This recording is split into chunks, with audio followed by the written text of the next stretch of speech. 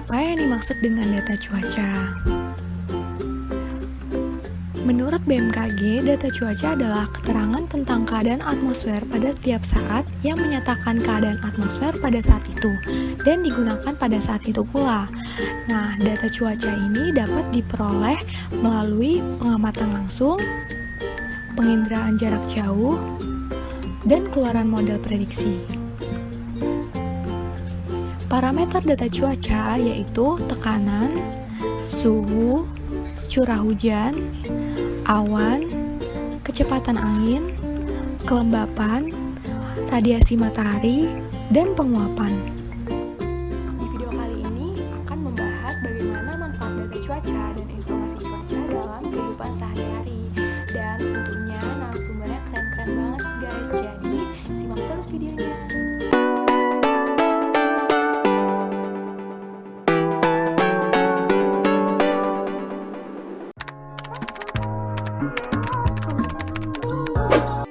Ini parameter cuaca, saya rasa teman-teman sekalian sudah mengetahui parameter cuaca yang apa aja yang dimaksud dengan parameter cuaca. Dimana di sini sebenarnya yang menyediakan informasi cuaca itu adalah wewenang BMKG. Dimana mereka pada webnya mereka menyediakan data informasi angin, baik arah angin, kecepatan angin, curah hujan. Ini ada juga kelembapan, penyinaran matahari, dan suhu. Tapi umumnya BMKG ini yang diperoleh datanya dari data stasiun atau data radar stasiun juga. Jadi umumnya dari bumi semua. Walaupun sekarang ada data menggunakan data satelit juga, itu Himawari, tapi belum terlalu dimanfaatkan secara optimal. Kemudian 8 kita di sini juga menyediakan data informasi parameter cuaca. Yang warna hijau ini merupakan hasil dari Stadewa. Yang di sini Stadewa itu yang menghasilkan itu 8 Bandung Satklim. Itu mereka menghasilkan data prediksi berupa prediksi cuaca, yaitu dari data global, satelit global yang mereka downscaling menjadi informasi untuk wilayah Indonesia. Jadi ya jadinya masih prediksi, itu berupa curah hujan, tekanan udara juga, suhu, angin. Mereka menghasilkan dari data global itu diturunkan menjadi di downscaling menjadi data untuk Indonesia.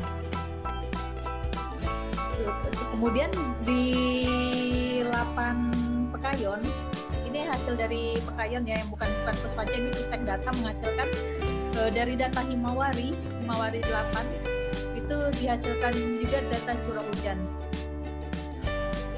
Jadi di 8 ada dua pusat, dua deputi yang menyediakan data informasi parameter cuaca, yaitu 8 Bandung dan 8 Pekayon. Mobilisasi buat kegiatan yang penting-penting, pasti di dalam mitigasi resiko selalu kita memasukkan untuk faktor cuaca itu sih gitu. Kita untuk cuaca itu gimana ya, erat lah, sangat erat banget lah. Kebetulan banyak yang perlu dikembangkan kan dari segi teknologi di bidang cuaca itu, dan kita juga menguasai beberapa tools untuk mengembangkan teknologi di bidang cuaca. Makanya mungkin informasi dan data cuaca itu kita makanan sehari-hari bisa jadilah, karena mungkin lagi untuk sekarang kebetulan banget kita lagi banyak mengembangkan di cuaca penerbangan. Jadi baru tadi kita diskusi juga nih bareng tim, kalau kalian pernah dengar tentang cross section kayak gitu-gitu, QT kayak gitu-gitu, kita baru diskusi barusan. Makanya mungkin tiap hari lah kita topiknya juga tentang cuaca, meskipun tidak untuk secara analisis atau secara secara saintifiknya, tapi kita secara toolsnya gitu aja sih, karena kita kan membuat tools. Ya intinya berarti kita dengan organisasi kita dengan cuaca tuh apa ya, bisa dibilang membantu kita untuk explore teknologi yang apa ya istilahnya, karena kita pun ini kayak kasih insight juga nih ke teman-teman nih, teknologi untuk urusan bidang cuaca tuh berbeda dengan yang lainnya, termasuk di geospasial dan lain-lain. Mungkin kalau teman-teman tahu software GIS, map info atau apa tuh yang tentang apa ya geospasial. Nah untuk cuaca itu masih belum mumpuni lah. Nah makanya kita pengembangannya juga sangat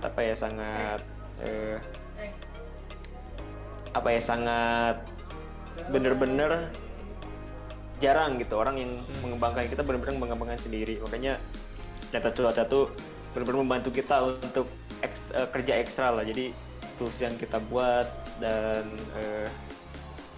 semua yang kita kerjakan tuh lebih eksklusif lah istilahnya ya kalau saya katakan. Karena kalau kalian belajar model aja ya, itu kan lihat aja datanya tuh berapa giga gitu kan, berapa puluh giga, dan kita tuh memproses itu tuh kayak tiap hari dan operasional kayak gitu kan, bener-bener membutuhkan kerja ekstra lah. Makanya data cuaca ini tuh buat kita tuh udah bisa membuat memotivasi kita untuk nggak berpikir dan nggak pakai tools yang udah ada gitu sih. Makanya kita bener-bener R&D-nya berkembang terus gitu. Seperti itu sih. Data mungkin kalau adik-adik atau teman-teman ingin mendapatkan data, mungkin untuk penelitian atau analisa gerakan penundaan atau pemberantasan penghijauan segala macam supaya mencegah global warming atau pemanasan global, ya bisa mendapatkan data di sini dan mengimbau kepada teman-teman semuanya untuk adanya gerakan untuk mengurangi pemanasan global untuk penyelamatan lingkungan otomatis. Ingat.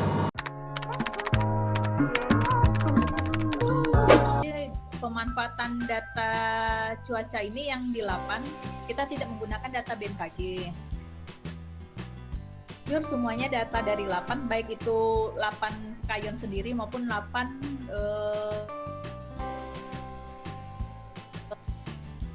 dan ke pengolahannya.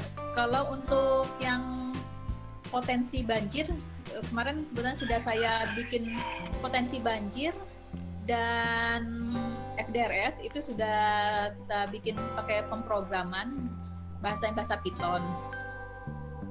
Sedangkan kalau Python ya.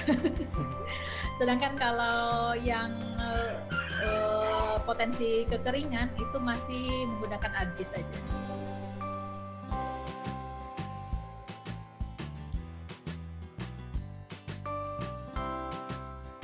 Data cuaca yang ada di Pertamina itu, ini aku garis bawahi lagi ya, karena aku ini onshore bukan offshore. Kalau misalkan offshore tuh dia bisa lebih real time datanya. Karena kan kalau offshore itu kan dia kan melihat monsun, melihat data angin, data temperatur, bla bla bla, humid dan segala macamnya. Kalau misalkan dari onshore sendiri, itu biasanya data yang dipakai tuh lebih ke data prediksi curah hujan sama prediksi angin. Aku ambil contohnya aja.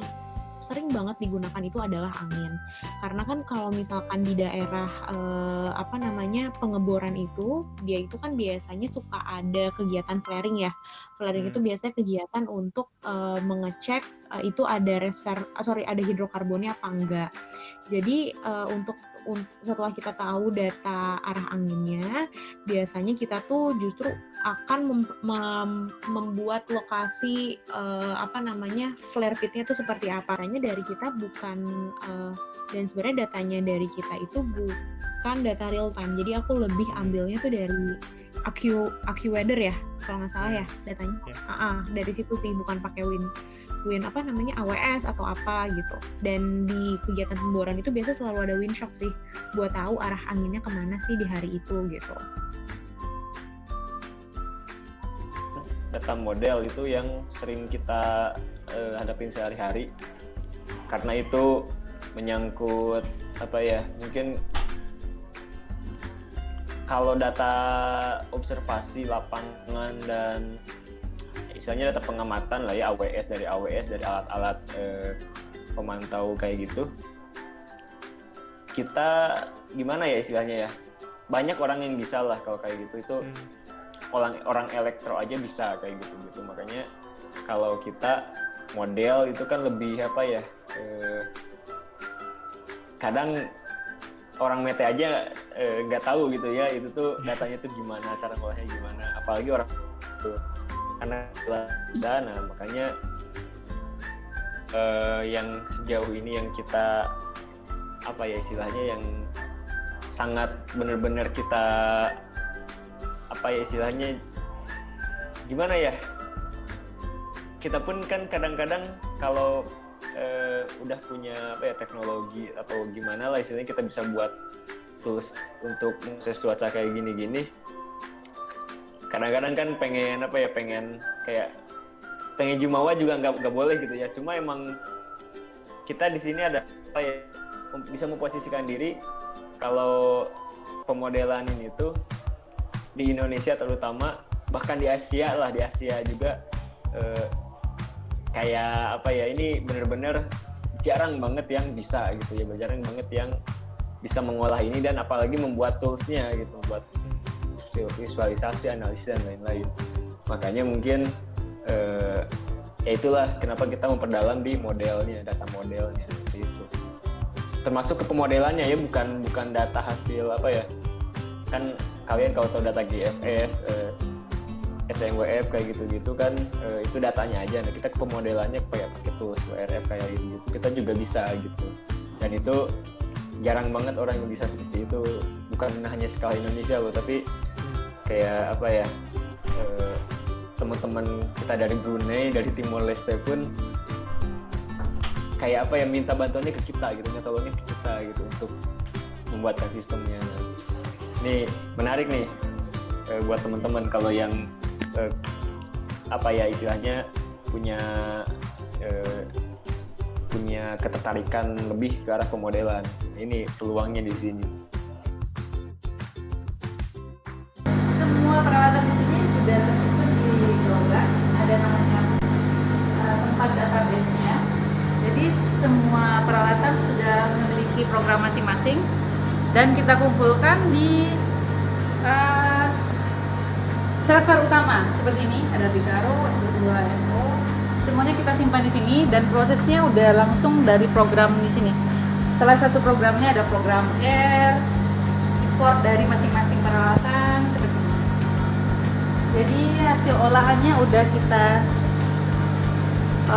run dan mengeluarkan hasil yang kita inginkan dan bisa langsung tampil di diseminasinya.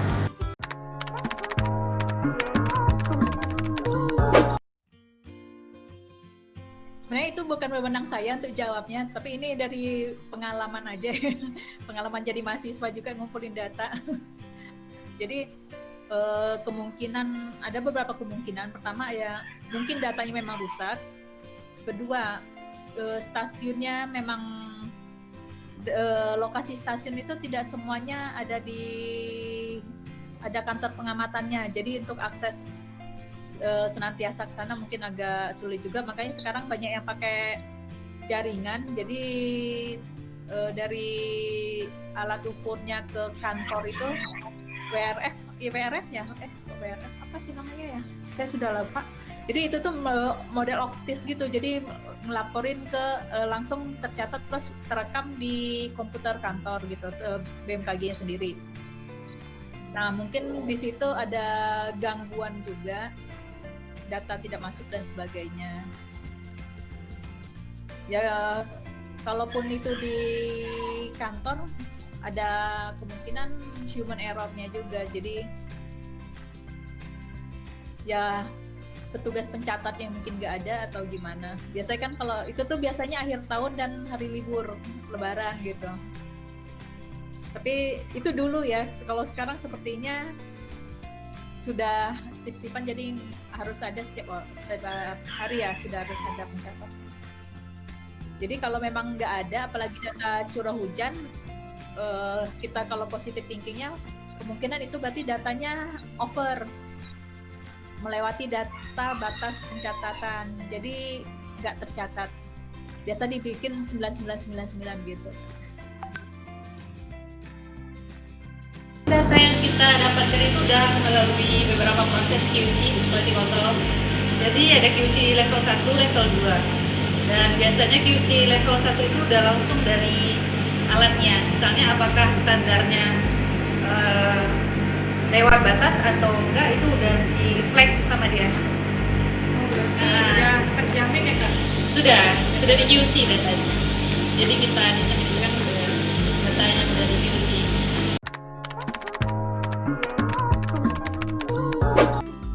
Kehidupan sehari-hari, kalau terutama yang benar-benar ngerasain itu tuh sebenarnya seperti petani.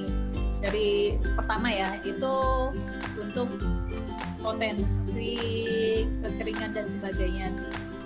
Jadi tapi potensi kekeringan di sini, potensi kekeringan kita membuatnya dalam bulanan. Jadi sudah potensi bulan depan akan ada kekeringan, maka dari petani sendiri sudah antisipasi. Sedangkan kalau harian, tadi seperti potensi banjir dan kebakaran itu cukup dirasakan manfaatnya bagi masyarakat yang tinggal di, sebenarnya bukan masyarakat, malah lebih ke sama kali kalau banjir mungkin ke masyarakatnya karena mereka yang merasakan dampaknya. Jadi dengan kerjasama dengan Pemda dan BNPB kita ini saya sampaikan bahwa informasi yang kita sampaikan, sampaikan di sini kita berikan ke BNPB.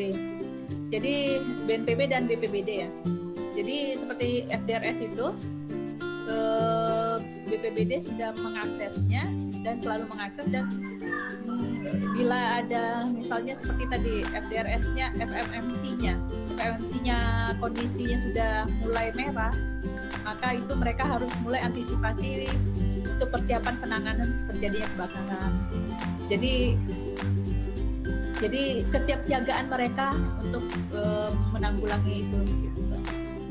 Sedangkan kalau kebanjir bersama aja sih, tapi berarti mulai pembersihan lingkungan dan sebagainya. Itu tuh kan aku awalnya mau ada rencana ngebor itu di sekitar bulan Agustus 2019. Makanya dia bikin prediksinya itu di antara Agustus sampai dengan November gitu kan. Jadi biasanya data-data yang didapat itu pertama informasi daerahnya nih gitu kan. Kebetulan waktu itu kita mau ngebor di daerah Tuban, makanya waktu itu research-nya ada di daerah Tuban. Karena aku lupa waktu itu dia ambil datanya dari mana, tapi biasanya kalau dari KHS sendiri sih aku lupa dari BMKG atau AccuWeather atau apa, orang HSC karena aku udah bukan orang HSC lagi ya gitu. Terus habis itu kurang lebih ini informasi umumnya. Terus habis itu jadi ya kan AccuWeather ya, nah jadi ini biasanya yang dia coba capture data-datanya seperti apa September, Agustus, Oktober, November gitu. Terus habis itu dia bikin rata-ratanya seperti ini, bikin ini, terus perkiraan arah anginnya dia buat kayak gini. Nah aku tuh waktu itu tuh aku sempat ngasih input ke Nada, waktu itu pembimbingnya tuh ada Mas Irsal sih, HSC expertnya.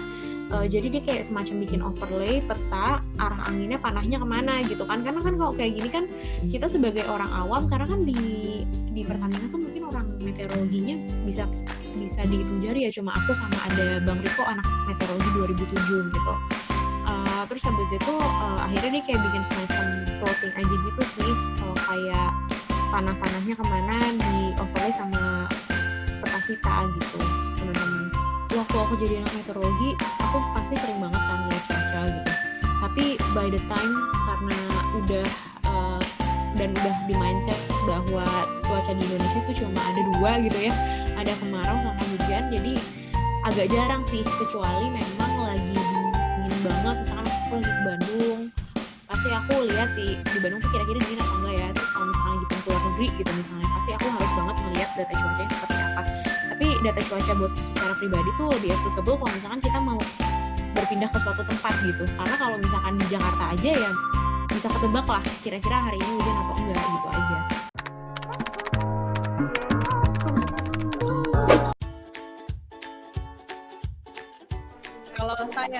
Kalau saya sih untuk data cuaca harapannya kalau yang 8 ini, yang Himawari ini masih saat ini kita menggunakan Himawari. Sebelumnya beberapa tahun sebelumnya kita menggunakan TRMM. Malah masih ada yang menggunakan data satelit lainnya. Jadi kalau 8 umumnya dari data satelit ya. Jadi yang Himawari 8 ini nih belum maksimal uji akurasinya.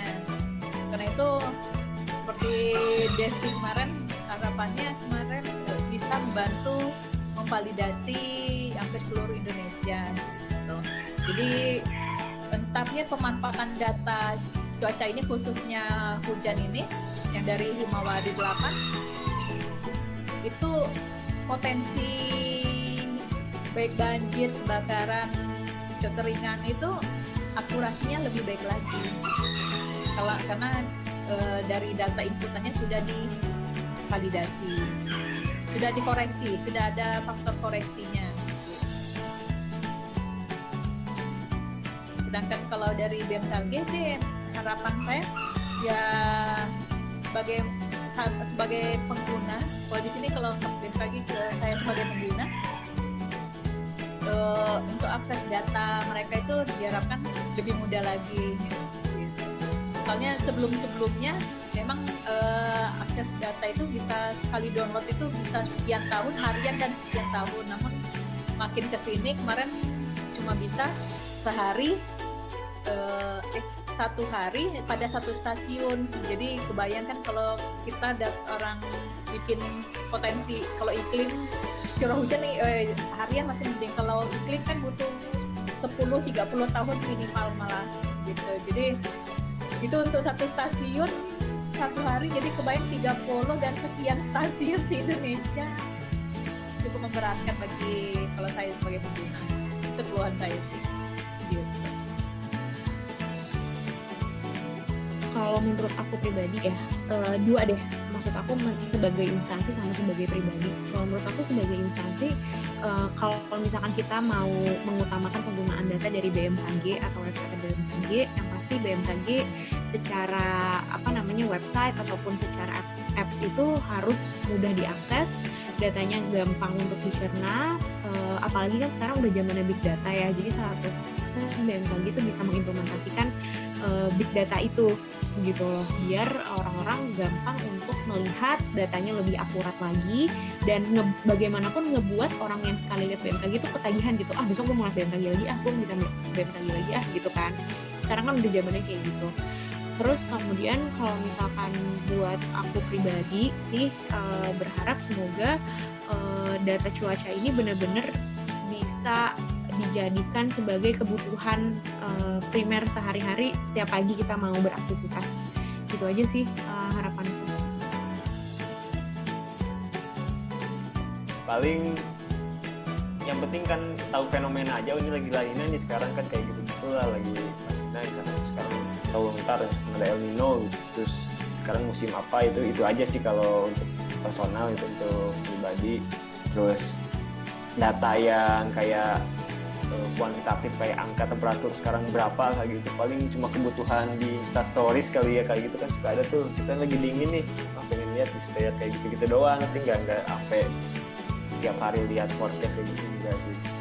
Nah, tapi kalau untuk instansi, nah ini yang tadi sih harapannya kita dari data tuh, dari cuaca nih, pemantauan cuaca sebelum ke cuaca untuk apa ya datanya juga perlu diperbaikin itu dulu sih. Cuma itu kan wewenangnya bukan ada di saya gitu, stakeholdernya bukan saya lah gitu ya, kebijakan menentukan kebijakannya bukan saya, tapi saya kayak bisa men-trigger ini lewat ini bisa apa kayak gitu tuh ya, daripada saya nggak ngapa-ngapain gitu kan, datanya seadanya dulu aja nggak apa-apa lah, tapi kita dengan data ini bisa jadi macam-macam tuh ya, seenggaknya biar ke-trigger loh ini loh gitu kan, ini data cuacanya tuh nggak lengkap aja bisa jadi kayak gini, gimana kalau lengkap dan bagus gitu kan.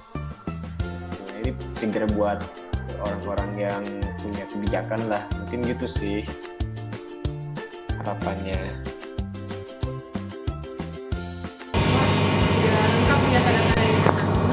Terakhir nih teman-teman, harapan dari kakak sendiri buat data-data ini bisa dimanfaatkan. Oh iya, untuk data-data mungkin kalau adik-adik atau teman-teman ingin mendapatkan data, mungkin untuk penelitian atau analisa gerakan penundaan atau pemberantasan penghijauan segala macam untuk supaya mencegah global warming atau pemanasan global, ya bisa mendapatkan data di sini dan mengimbau kepada teman-teman semuanya untuk adanya gerakan untuk mengurangi pemanasan global.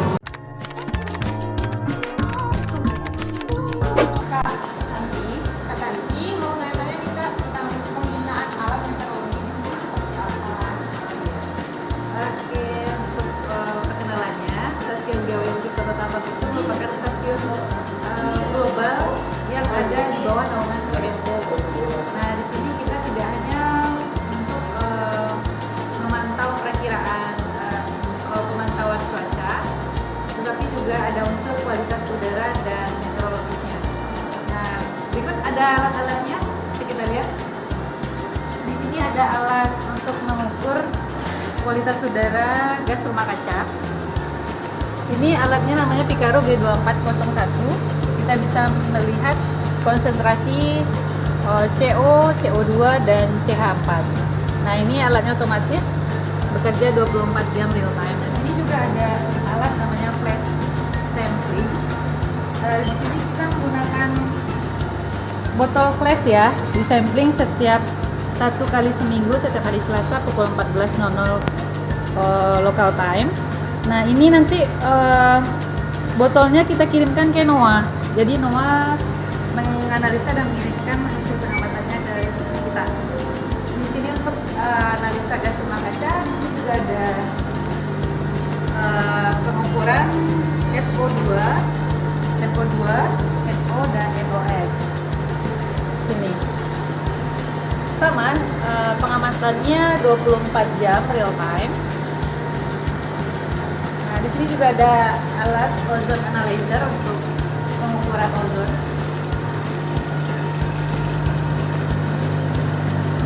Ozone analyzer.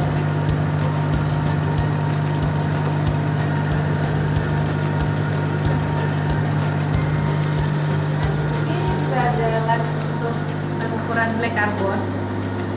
Ini ada alat aetalometer dan nevelometer untuk melihat scattering dari partikulat aerosol. Nah, ini juga ada alat partikulat meter 10 mikron. Nama alatnya BAM 1020. Biasanya ini dipakai pas kabut asap, event kabut asap. Jadi untuk informasi baik mitigasi dan adaptasinya kita bisa menggunakan data dari partikulat meter 10, 20, BAM 10, 20 ini.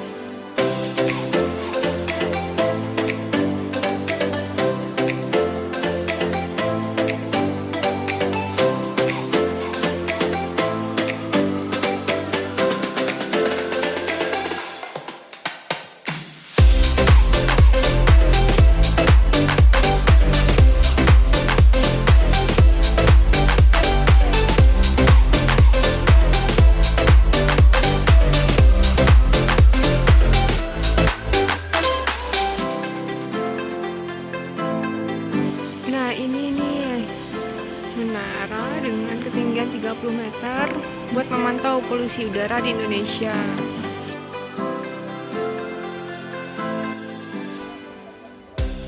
Nah, gimana? Sekarang udah tahu kan manfaat dari data cuaca di kehidupan kita sehari-hari? Jadi seperti yang disampaikan oleh narasumber tadi, data cuaca itu bisa digunakan gitu di kehidupan sehari-hari. Mulai dari sesimpel untuk mengetahui cuaca di kota tujuan liburan kita, untuk mengetahui apakah nanti akan hujan atau tidak. Bahkan di instansi-instansi mereka, data cuaca itu digunakan gitu. Mulai dari untuk peringatan bencana, untuk meteorologi penerbangan, dan bahkan dalam pengeboran minyak juga digunakan data cuaca. Jadi data cuaca ini bisa digunakan gitu dalam kehidupan kita sehari-hari. Nah, mungkin kita bisa mendoakan agar harapan-harapan yang disampaikan oleh narasumber tadi bisa terwujud, agar data cuaca di Indonesia bahkan dunia bisa dimanfaatkan dalam kehidupan kita sehari-hari. Sekian dari kami, semoga bermanfaat. Wassalamualaikum warahmatullahi wabarakatuh.